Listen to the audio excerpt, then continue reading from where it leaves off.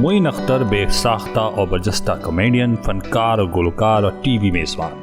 लेकिन बहुत कम लोग जानते हैं कि मोइन अख्तर एक इंतहाई हमदर्द, मुखलिस और शफीक तबीयत के मालिक थे। मरहूम गुलकार मुजीब आलम का कहना था कि वो माली परेशानियों से दो चार थे। मोइन अख्तर के पास गए कि उन्हें कोई काम दिलाएं, जिस पर मोइन अख्तर ने उन्हें खुशखबरी सुनाई कि उनके अगले यूरोप और अमेरिका के टूर पर मुजीब आलम उनके साथ चलेंगे। शोज में मोइन अख्तर ने मुजीब आलम की एंट्री पर उनका जबरदस्त अंदाज में तारुफ कराया और ऐसे में उनके गानों की सीडी नीलाम करने का प्रोग्राम भी बनाया गया। मोइन अख्तर ने लफ्जों की ऐसी माला चुनी कि मुजीब आलम की सीडी, जिसकी कीमत सिर्फ 30 रुपए थी, वो सैकड़ों डॉलर में बिक गई। मुजीब आलम कहते हैं कि इस टूर की वजह से वो अपना जाती घर बनाने के काबिल हुए। इसी तरह माजी की मशहूर फिल्म स्टार सबिया खानम मोइन अख्तर को अपना बहुत बड़ा मौसिन मानती थी। सबिया खानम के मुताबिक फिल्मों में उनके लिए काम नहीं था, माली परेशानियों की वजह से वो बीमार रहने लगी थी। मोइन अख्तर जब लाहौर आए तो सबिया खानम से खुसूसी मुलाकात की और उन्हें हौसला दिया। फिर उन्होंने सबिया खानम को टीवी पर काम करने के लिए राजी किया। सबिया खानम के बकौल उनके हामी बनने के बाद मोइन अख्तर ने टीवी प्रोड्यूसर से बात की और यूं सबिया खानम ने पहली मर्तबा टीवी पर अदाकारी शुरू की और उनकी माली हालत बदलने लगी।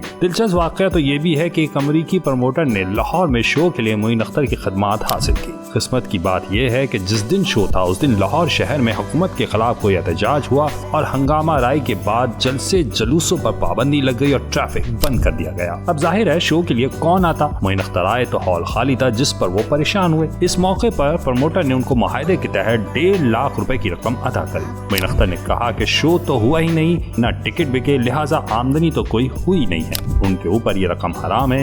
ये कहकर उन्होंने पूरी रकम वापस कर दी। प्राइड ऑफ परफॉर्मेंस सितारा इम्तियाज याफ्ता मोइन अख्तर का कहना था कि जब उर्दून के बादशाह हुसैन बिन तलाल के सामने एक शो की मेजबानी की तो इस तकरीब में जनरल ज़िया-उल-हक और उस वक्त के वजीर आज़म मोहम्मद खान जुनैद जो भी शरीक थे। मोइन अख्तर ने लिखे हुए स्क्रिप्ट से हट कर कहना शुरू किया कि जब मैं बचपन में किताबें पढ़ता था तो उसमें किसी भी कहानी के आगाज में लिखा होता था कि किसी ज़माने में एक बादशाह था, और आज अपने सामने हकीकी बादशाह को देखकर महसूस हो रहा है कि मेरा ख्वाब हकीकत का रूप धार चुका है। और उनके बादशाह ही नहीं, महफिल में शरीक हर मेहमान उनके इस जुमले पर मुस्कुराए बगैर ना रहा। उर्दूनी बादशाह ने जनरल ज़िया से मोइन अख्तर की तारीफ की तो उन्होंने बरजस्ता कहा कि मोइन हमारे मुल्क का असासा है। मोइन अख्तर ने बेशुमार ड्रामे, स्टेज शोज, फिल्मों और कई अदाकारों की नकल की, लेकिन उनके कैरियर में रोजी एक मिसाल बनकर रह गया। कहानी थी एक ऐसे नाकाम फनकार की जो औरत का रूप धारता है तो उसे हाथों हाथ लिया जाता है। प्रोड्यूसर खायरा काज़मी ने मशहूर हॉलीवुड फिल्म टोटेस्टी से मुतासिर होकर इमरान असलम से ये ड्रामा लिखवाया था। मोइन अख्तर कहते हैं कि उन्हें सायरा काज़मी ने फिल्म की कैसेट दी और कहा कि अदाकारी करने से पहले